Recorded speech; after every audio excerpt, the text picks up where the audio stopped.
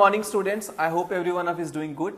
And last lecture में हम लोगों ने फिजिक्स के कॉन्सेप्ट्स को समझा था, जिसमें हम लोगों ने इलेक्ट्रिसिटी टॉपिक को तो कवर अप किया ही था, साथ में मैग्नेटिक इफेक्ट को भी हमने कवर अप किया हुआ था।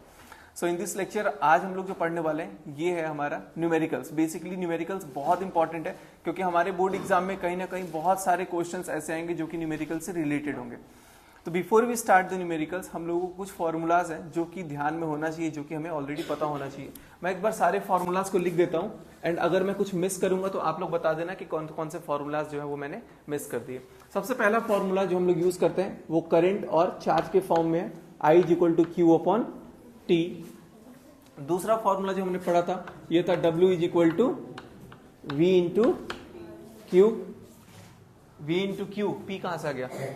थर्ड जो हमारे पास थर्ड फॉर्मूला ओम्स लॉ से था, V = I × R। इसके बाद सीरीज कनेक्शन के लिए हमारे पास था RS = R1 + R2 + R3 + so on। और R पैरेलल के लिए था 1/R1 + 1/R3 and so on, right. इसके बाद और हमारे पास फॉर्मूला क्या था इलेक्ट्रिक, वो रेजिस्टिविटी वाला, R = ρ × L/A। Rho is known as resistivity of the material. इसके अलावा और कोई फॉर्मूला पावर के पहले, पावर = क्या था? V × I। अब इसमें बहुत सारे फॉर्मूलाज हम पुट कर सकते हैं, तो P = क्या हो जाएगा? I² R। P = know talking, V² R। और हमारे पास क्या हो जाएगा? P = W/T। Rate of doing work is called as power. और कोई फॉर्मूला बाकी पुट कर सकते हैं, I = Q/T, तो ये हो जाएगा P = VQ/T।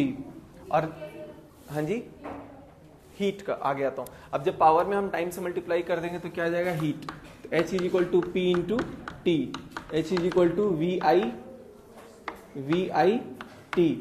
H = I² RT, also known as Joule's law of heating। Next, H = V²/R × T। H = W/T × T, यानी कि W वर्क का भी यूनिट जूल, हीट का भी यूनिट जूल। और H = VQ, यानी कि W = VQ भी अपन लिख सकते हैं। कोई डाउट किसी को? तो ये कुछ फॉर्मूलाज हैं जो कि हमारे करंट इलेक्ट्रिसिटी में यूज होंगे। सो आज के लेक्चर में हम लोग सारे क्वेश्चंस को करने की कोशिश करेंगे। मैं एक एक करके सारे एग्जांपल क्वेश्चंस, इन टेक्स्ट क्वेश्चन और साथ में एक्सरसाइज क्वेश्चन आज करने की कोशिश करूंगा। देखते हैं कि कितने क्वेश्चंस हम लोग कवर अप कर पाएंगे, ठीक है। अगर आप में से भी किसी को कोई डाउट होगा तो आप लोग भी कमेंट सेक्शन में कमेंट कर सकते हैं कि सर ये वाला क्वेश्चन इसको रिपीट कर दीजिए, तो I will try my best कि नेक्स्ट लेक्चर में मैं इसको रिपीट कर दूं।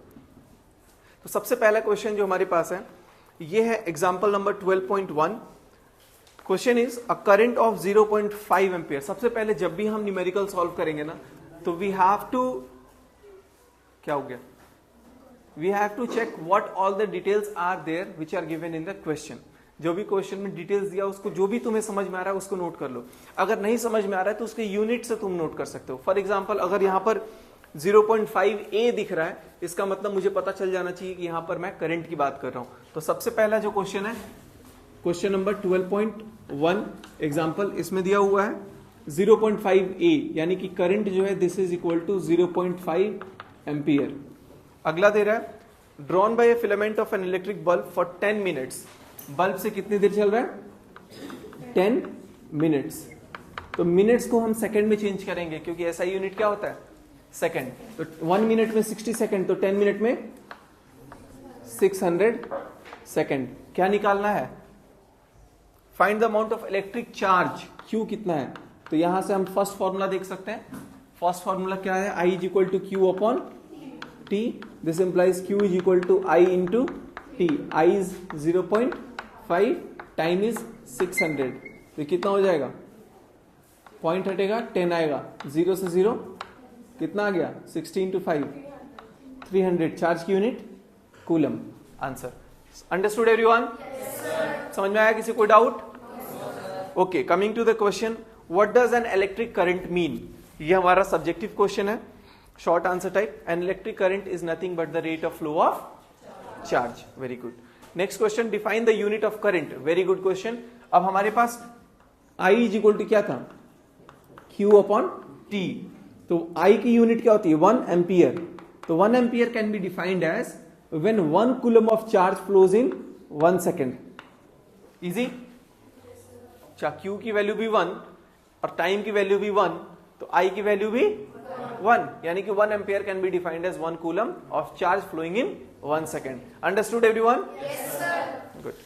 Next question is calculate the number of electrons constituting 1 coulomb of charge. On the very first day when I was starting this chapter, I explained कि एक electron में कितना चार्ज होता है 1.6 into 10 raised to power minus 19 coulomb. तो एक coulomb में कितने इलेक्ट्रॉन होंगे पहले दिन कैलकुलेट कराया था, याद है? डिवाइड कर देना है बोथ साइड. अंडरस्टूड? ठीक है. Coming on to the page number 202, definition of 1 volt. अब जैसे मैंने बताया ये फॉर्मूला क्या है, W is equal to V Q. तो V इज इक्वल टू क्या हो जाएगा W अपॉन Q. तो अगर 1 वोल्ट डिफाइन करना है तो इसी तरीके से 1 volt can be defined when 1 joule of work is done by moving 1 coulomb of charge. जब 1 जूल ऑफ वर्क होता है बाय 1 कूलम ऑफ चार्ज से, तो हम इसको क्या कहेंगे कि 1 वोल्ट ऑफ पोटेंशियल डेवलप हुआ. आगे समझ में? तो पूछेगा डिफाइन 1 वोल्ट, तो आपको बताना है when 1 joule of work is done by 1 coulomb of charge. समझ में आ गया? नेक्स्ट हमारे पास क्वेश्चन है 12.2 एग्जाम्पल क्वेश्चन. एग्जाम्पल क्वेश्चन 12.2 क्या कह रहा है. अब इसमें भी जो भी क्वेश्चन दिया हुआ है सबसे पहले हमें गिवन नोट कर लेना है कि क्या क्या चीज गिवन है. How much work is done in moving a charge of 2 coulomb. Charge कितना दिया हुआ है 2 कूलम. क्या पूछा है हाउ मच वर्क, यानी कि वर्क कितना है across a potential difference of 12 volts. Easy question again. W is equal to क्या है हमारे पास V इंटू क्यू. 12 इंटू 2 यानी कि 24 यूनिट क्या हो जाएगा जूल्स. सिंपल. नेक्स्ट क्वेश्चन है न्यूमेरिकल्स करा देता हूं मैं. What is meant by saying potential difference between 1 volt. भाई 1 वोल्ट को डिफाइन करना है आपने. How much energy is given to each coulomb of charge passing through a 6 volt battery. Each coulomb, each का मतलब 1. चार्ज कितना दिया हुआ है 1 कूलम. वोल्टेज कितना दिया हुआ है 6 वोल्ट. वर्क निकालना है 6 कूलम. Answer we Q. ठीक है. एनर्जी या वर्क एक ही बात हुआ. अगला है नेक्स्ट क्वेश्चन हमारे पास पेज नंबर 208 12.3 एग्जाम्पल क्वेश्चन. इसमें हमारे पास क्या है how much current will an electric bulb draw from a 220 volt source. Voltage कितना दिया हुआ है V is equal to 220 volt source. If the resistance of the bulb filament is 1200. R कितना दिया हुआ है. हाउ मच करंट यानी कि I पूछ रहा है. तो I is equal to formula क्या है V अपॉन V की वैल्यू दी हुई है, R की वैल्यू दी हुई है. सॉल्व कर लेंगे. सॉल्व करूं? वैसे तो एग्जांपल में ऑलरेडी सॉल्व किया ही है. 220 upon 1200 something 0.18 answer. Understood. Next question क्या कह रहा है B है how much current will an electric heater coil draw from a 220 volt, यानी कि V दिया हुआ है और R दिया हुआ है 100. तो I निकालना है. तो इसके केस में हमारे पास क्या है सेकेंड केस में ये तो A हो गया. तो यहां पर आपने I इज इक्वल टू क्या पुट करना है V अपॉन B. जो केस है इसमें दिया हुआ हमारे पास सेम V इतना ही दिया हुआ है.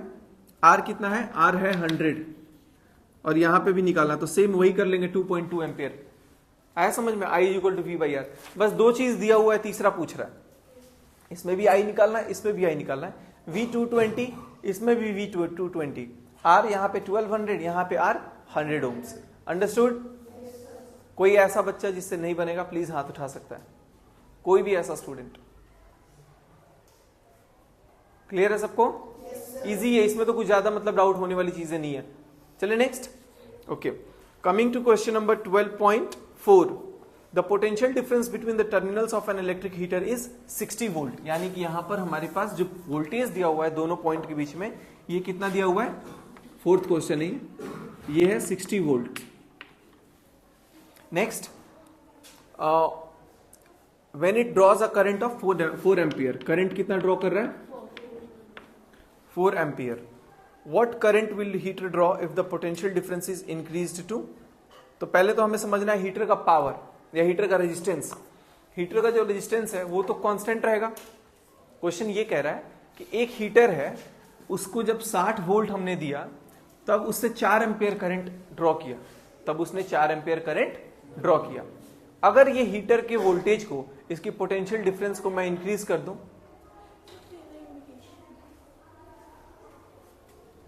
चलो थैंक यू, लेकिन मैं रहूंगा नहीं यहाँ पे। द पोटेंशियल डिफरेंस, अब यहाँ क्वेश्चन सबको समझ में आ गया। क्वेश्चन ये कह रहा है कि जब 60 वोल्ट पे इसने 4 एम्पियर ड्रॉ किया तो 120 वोल्ट पे कितना ड्रॉ करेगा। तो आप डबल मत कर देना सीधे, कहीं सोचो 60 पे 4 हो रहा है तो 120 पे, 120 पे पूछ रहा है ना, हाँ 120 पे, तो 120 पे 8 हो जाएगा। ऐसा नहीं होता है, हमने देखना है कि कांस्टेंट क्या चीज रहता है। तो मैंने पहले ही बताया था ओम्स लॉ में कि R जो होता है ये इसकी वैल्यू कांस्टेंट होती है। तो यहां से पहले अपन R निकाल लेंगे। तो R इज इक्वल टू क्या हो जाएगा, V is equal to I into R। तो R is equal to V upon I। तो V कितना है 60, I कितना है 4, तो ये कितना हो जाएगा 15 ओम। तो सेकेंड केस में अब हमें R की वैल्यू फिक्स लेनी है। R कितनी है और V कितना है 120 कर दिया, तब I कितना होगा ये निकालना है। तो I इज इक्वल टू क्या होता है V अपॉन R, 120 अपॉन 15 8 जा 120, और ये कितना हो जाएगा एम्पियर। आंसर समझ में आया? पक्का? तो यहां पर ये समझना है कि यहां पे अगर 4 है तो ये 8 आ रहा है, तो इसका तुम्हें डायरेक्ट डबल नहीं करके तुम्हें ऐसे सॉल्व करके दिखाना है। ठीक है, कोई डाउट? नेक्स्ट हमारे पास क्वेश्चन 12.5। 12.5 क्वेश्चन ये कह रहा है रेजिस्टेंस, ये मैंने सॉल्व कर दिया था क्लास में, लेकिन फिर बता देता हूं। और ऐसा क्वेश्चन एकदम आने के चांसेस है एग्जाम में, तो ध्यान से सुनना, इस टाइप के क्वेश्चन आएंगे ही आएंगे। Resistance of a metal wire of length 1 metre, length कितनी है 1 मीटर, इज 26 ओम। रेजिस्टेंस कितनी है, टेम्परेचर दिया हुआ है 20 डिग्री सेंटीग्रेड। तो बताया था मैंने टेम्परेचर भी कहीं ना कहीं एक फैक्टर है, तो एक कांस्टेंट टेम्परेचर पे हम बात करेंगे। Diameter of the wire is 0.3 mm, तो इसको हम चेंज कर देंगे 0.3/2 इंटू 10⁻³ मीटर, ये हो जाएगा रेडियस, क्योंकि डायमीटर बाई 2 होता है ना रेडियस। अब जो वायर है, मान लो ये वाला वायर है, तो वायर का जो फ्रंट होगा ये तो सर्कुलर होगा, वायर का जो सामने जो चेहरा होगा ऊपर में वो एक्चुअली सिलिंड्रिकल शेप होता है, तो हम ऊपर से फ्रंट देखेंगे तो सर्कुलर ही दिखेगा। तो हमें एरिया ऑफ क्रॉस सेक्शन पता लग जाएगा कितना है।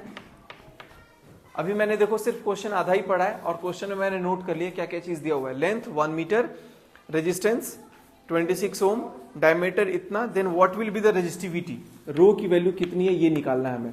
तो हमें फॉर्मूला पता है R is equal to rho L upon A, तो रो इज इक्वल टू हो जाएगा R A upon L.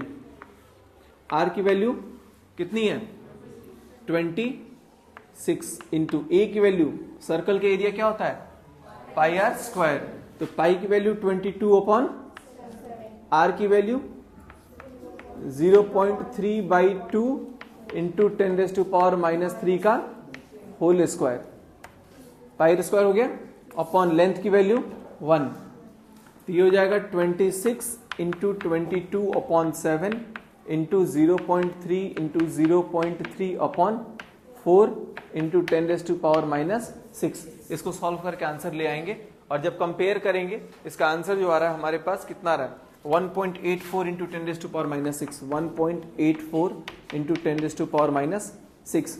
Resistivity का यूनिट क्या होता है ओम मीटर, और जब ये कंपेयर करेंगे तो ये मैंगनीज से वो होगा, क्योंकि बुक में ये बोला हुआ है कि आप टेबल चेक करो, और टेबल चेक करके ये बताओ कि जो आंसर आ रहा है वो किसके जैसा है, किस मटेरियल के जैसा है। तो मैंगनीज मटेरियल का जब आप चेक करेंगे तो उस टेबल में मैच करेगा आपका आंसर। अंडरस्टूड? सिंपल सा करना है, आपको बुक में देख के कंफ्यूज नहीं होना सर ये πd²/4 कहां से आ गया, कुछ नहीं करना, तुम्हें अपना एरिया निकालना है। सर्कल पर पता है सबको एरिया निकालने आता है, यहां से हम लोग इसको सिंपली सॉल्व कर सकते हैं। किसी को कोई डाउट? नेक्स्ट क्वेश्चन एक और दिया हुआ है 12.6, a wire of given material having length L। बहुत ध्यान से ये क्वेश्चन देखना, बहुत इंपॉर्टेंट है ये। हर कॉन्सिक्यूटिव एग्जाम में पूछता है। Wire of a given material of length L, एक वायर है, कोई गिवन मटेरियल है, चाहे आयरन हो सकता है, मैंगनीज हो सकता है, कॉपर हो सकता है, मटेरियल का मतलब यही होता है, ठीक है। तो यहां ये वायर जो है, इस वायर की लेंथ कितनी है? L। अब यहां पे क्या कह रहा है? क्रॉस सेक्शन A, इसकी एरिया कितनी है? मतलब इसकी जो लेंथ है ये है L, एरिया जो है ये है A, has a resistance of 4 ohm. Resistance कितना है? 4 ओम। इसका रो तो कॉमन रहेगा। What would be the resistance of other wire? एक दूसरा वायर है, मटेरियल सेम है, ऑफ सेम मटेरियल, यानी कि इसकी भी रो की वैल्यू सेम है, लेंथ जो है L/2 हो गया और एरिया जो है वो 2A हो गया, यानी कि L जो है ये L/2 हो गया और एरिया जो है वो 2A हो गया। क्वेश्चन सब लोग समझेंगे फिर से एक बार, बहुत इंपॉर्टेंट क्वेश्चन है, बहुत आसान सा भी क्वेश्चन है। एक ही मटेरियल है, मान लो लोहे का तार है, ठीक है, ये भी लोहे का तार है, ये भी लोहे का तार है। जब सेम मटेरियल का तार है तो इसकी रेजिस्टिविटी जो होगी वो क्या होगी? सेम होगी। इस वायर की लेंथ L है, एरिया A है और रेजिस्टेंस कितनी है? 4। तो सबसे पहले यहां रेजिस्टिविटी निकाल लो। रो इज इक्वल टू क्या होता है? RA अपॉन R की वैल्यू कितनी है? 4, एरिया की वैल्यू A और लेंथ की वैल्यू L। अब यही रेजिस्टिविटी इसका भी यूज होगा क्योंकि मटेरियल तो सेम है। तो यहां पर हम फॉर्मूला यूज करेंगे, रो इज इक्वल टू क्या होता है? RA/L। रो की वैल्यू क्या होगी यहां से? 4A/L is equal to R की वैल्यू हमें नहीं पता है, R रहने देते हैं।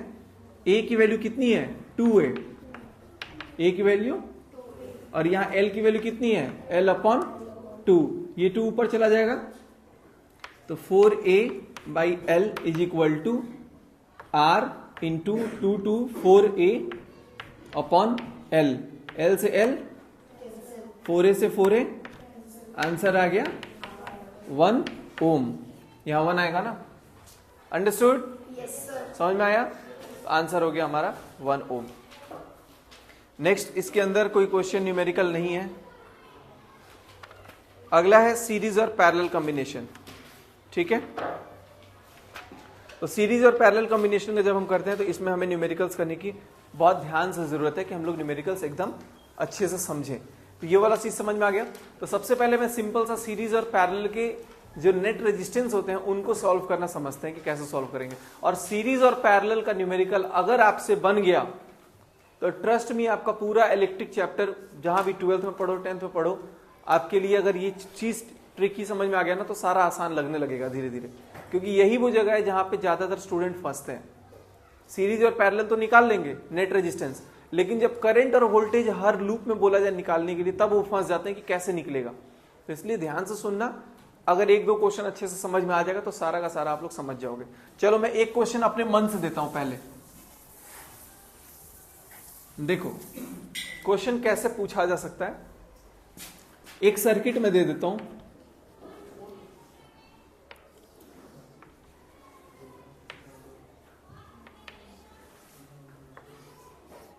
सब लोग समझने की कोशिश करेंगे, ठीक है। मान लो ये 2 ओम का है और ये 4 ओम का है। यहां पर know talking at the last, ये 4 वोल्ट है, ठीक है। अब यहां से करंट जा रहा है तो इसमें भी करंट जाएगा और इसमें भी। अब बताओ ये सीरीज कॉम्बिनेशन है या पैरेलल? पैरेलल है पक्का। तो सबसे पहला काम होता है, अगर रेजिस्टेंसेस की वैल्यू दी हुई है तो हमने नेट रेजिस्टेंस निकाल लेना है। नेट रेजिस्टेंस अपन कैसे निकालेंगे? 1/R is equal to 1/R1 plus 1/, यहां एज्यूम कर लो R1 की वैल्यू कितनी है? 2 ओम, R2 की वैल्यू कितनी है? 4 ओम। अब यहां हमें क्या चीज समझना है कि पैरेलल के अंदर वोल्टेज जो होगा वो क्या होगा? सेम होगा। पैरेलल के अंदर जो वोल्टेज होगा वो क्या होगा? सेम होगा। और सीरीज के अंदर जो वोल्टेज होगा वो क्या होगा? डिफरेंट। यानी कि अगर यहां 10 वोल्ट आ रहा है तो 10 वोल्ट ऊपर भी आएगा और 10 वोल्ट ये तो चीज पता है ना सबको, सबको पता है। आंसर तो ऐसे आ रहा ना, यस लग रहा है कि पता नहीं कॉन्फिडेंस ही गायब हो गया। घबराना बिल्कुल भी नहीं है। पेपर आ रहा है ना तो एकदम लड़ने के लिए तैयार रहना है कि अरे यार आज जैसा भी क्वेश्चन आएगा फाड़ देंगे। और क्वेश्चन ही तो है, पढ़ के जा रहे हैं सारा। कोई ऐसा क्वेश्चन नहीं होगा जो हार्ड होगा, पहले दिमाग में सेट कर लेना। कोई ऐसा क्वेश्चन नहीं होगा जो हार्ड होगा, सारा इजी होगा। अब ऐसा मत करना कि एग्जाम पेपर में बैठ जाना, बैठ के अब सोचते रहना सचिन सर आसान आ जाएगा। सचिन सर को याद करने से कुछ नहीं होगा, पेपर सॉल्व खुद करना पड़ेगा। अंडरस्टैंडिंग क्लियर है? तो यहां पर हमने सबसे पहले ये समझना है कि कहां पर कितना कितना वोल्टेज जा रहा है, सेम जा रहा है या अलग जा रहा है, वो दिमाग में रखना है। चलो इसको सॉल्व कर लेते हैं पहले। 1/r is equal to 1/4 plus 1/4 और 2 का एलसीएम कितना हो गया? वेरी गुड, ये हो जाएगा 1 प्लस 2 तो 3 ये है 1/r, तो r कितना हो जाएगा? 4/3 ओम। किसको किसको समझ में आ गया? हाथ उठा दो। 3 4 हैंड्स डाउन। देखो कुछ नहीं करना है, दो रेजिस्टेंस दिए हुए हमारे पास, एक को मानेंगे R1 और दूसरे को मानेंगे R2। दोनों पैरेलल में है तो पैरेलल के लिए हमने फॉर्मूला यूज किया 1/Rp is equal to 1/R1 plus 1/। तो 1/R1 की वैल्यू मैंने 4 रख दी, R1 2 है ना, चलो यहाँ R1 की वैल्यू 2 रख दो और R2 की वैल्यू 4 रख दो, ठीक है। तो 1/2 प्लस 1/4 एलसीएम हो गया 4, 2 2 जा और 2 1 जा, 4 1 जा 4 और 2 2 जा 4, तो यहाँ पे 2 प्लस 1 3/4। ये 1/r था। अब इसको उल्टा करो क्योंकि हमें r चाहिए, तो ये आंसर भी उल्टा हो जाएगा 4/। ये बहुत सारे बच्चे गलती करते हैं, उल्टा करना लास्ट में भूल जाएंगे और आंसर आ जाएगा सारा उल्टा पुल्टा, सारा गलत। समझ में आ गया सबको पॉइंट? तो ये हो गया रेजिस्टेंस। अब क्वेश्चन क्या पूछेगा? पहला तो क्वेश्चन ये पूछेगा कैलकुलेट द नेट रेजिस्टेंस। दूसरा पूछेगा calculate the current in 4 ohm resistance या फिर 2 ओम रेजिस्टेंस। मतलब एक रेजिस्टेंस में करंट पूछ देगा या वोल्टेज पूछ देगा, कुछ भी पूछ सकता है। तो पहले हमें सब में मैं सब कुछ निकाल के दिखा देता हूं। अब यहां पर 10 वोल्ट था, तो अगर मुझसे वोल्टेज पूछा जाए तो 2 ओम में भी 10 वोल्ट जा रहा है और 4 ओम में भी। सबको समझ में आ गया? अब यहां करंट निकालना है, यहां पे क्या निकालना है? तो current I is equal to क्या होता है? V कितना है यहां? R कितना है? आंसर कितना आ गया? यहां पे R कितना है? V कितना है? तो 10/4 कितना आ गया? 2 पॉइंट। अब टोटल करंट कितना होता है? I1 प्लस I2 कितना हो जाएगा? 7 पॉइंट। किसको किसको समझ में आ गया? हाथ उठाओ। Very good, hands down. यहां पर हमने सिंपल सा देखना है कि वोल्टेज कितना है। अगर वोल्टेज पता है, रेजिस्टेंस पता है, तो करंट निकल जाएगा। पक्का? अब यहां करंट हमने निकाल लिया, यहां करंट निकाल लिया, टोटल करंट हमारा दोनों को ऐड करके आ जाएगा, क्योंकि पैरेलल में करंट डिवाइड होता है। यहां I1 और यहां पे। अब एक बार टोटल करंट हम लोग कैलकुलेट कर लेते हैं। टोटल वोल्टेज कितना है जी? 10। टोटल रेजिस्टेंस कितना है? 4/3। अब टोटल करंट कितना हो जाएगा? I is equal to V/, तो 10/4/3, 3 ऊपर चला जाएगा तो 30/4, यानी कि 7.5 एम्पियर आंसर। यानी कि अब हमने वेरीफाई भी कर लिया कि हमारा आंसर 100% अंडरस्टूड। तो ये तो सिंपल सा हो गया। अब मैं एक और क्वेश्चन दे रहा हूं, इसको नोट करना है तो नोट कर सकते हो। कर लिया? Very good. चले नेक्स्ट क्वेश्चन मिटा दूं? सबने नोट कर लिया है? पक्का? कुछ लोगों के नहीं आ रहा है आंसर, तो मुझे पता है कि वो कौन लोग हैं, तो इसलिए सही से बता दो सब। एक बार लास्ट पूछूंगा फिर मैं चेक करूंगा कॉपी। सबने नोट कर लिया है? नो वाले हाथ उठा दो। देखो कितने ईमानदार लोग, आधी क्लास नो में है, ठीक है। नोट कर लो क्योंकि समझ में नहीं आएगा फिर बाद में, हमने इंडिविजुअल देखना है, ठीक है। तो गाइस इस ब्लॉग को कह रहा हूं, इस वीडियो को करते हैं यहीं पे एंड। आई होप कि आपको आज की कुछ न्यूमेरिकल समझ में आए होंगे। अगर आपको कोई भी और क्वेश्चंस में क्वेरी होंगी तो आप लोग पूछ सकते हैं कमेंट सेक्शन में। Thank you so much for watching. I hope you have enjoyed today session. Bye bye, जय हिंद, टेक केयर।